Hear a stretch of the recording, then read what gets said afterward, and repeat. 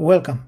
In this session, we will explore one of Angular's most powerful template features, the async pipe. The async pipe makes consuming observables in a template simple and elegant. You don't need to manually subscribe, and Angular automatically handles unsubscription when the component is destroyed. That is why it is the preferred approach for many developers. But there is a catch. We will demonstrate how the async pipe works, and we will also expose a common mistake that many junior developers make, one that can silently create multiple subscriptions and unnecessary backend calls.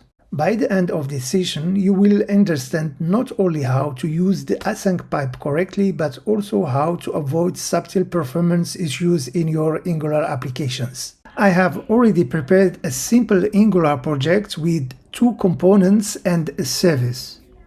Inside the service, I created an observable using the interval function. Every 2 seconds, it logs a message to the console. In addition, I'm using a subscription counter as global variable that increments each time the interval function is triggered. This makes it very clear how many subscribers are active at any given time. With this setup, we can easily see whether we have one subscription or multiple subscriptions running in parallel.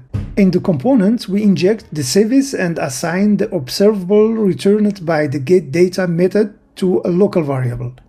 This variable will then be used directly in the template with the async pipe. As you can see, the syntax is very simple and almost feels like a command line pipe, which makes it easy to read and use. When we use the async pipe, Angular automatically subscribes to the observable for us. We don't need to call subscribe manually and add the implementation logic. Now let's run the application and open the browser to see it in action.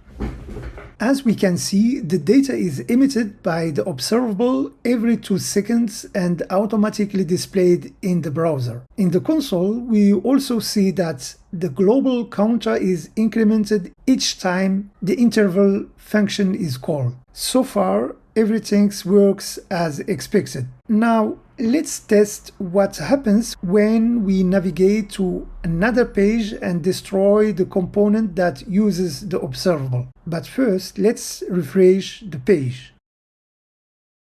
As you can see, the console stops logging.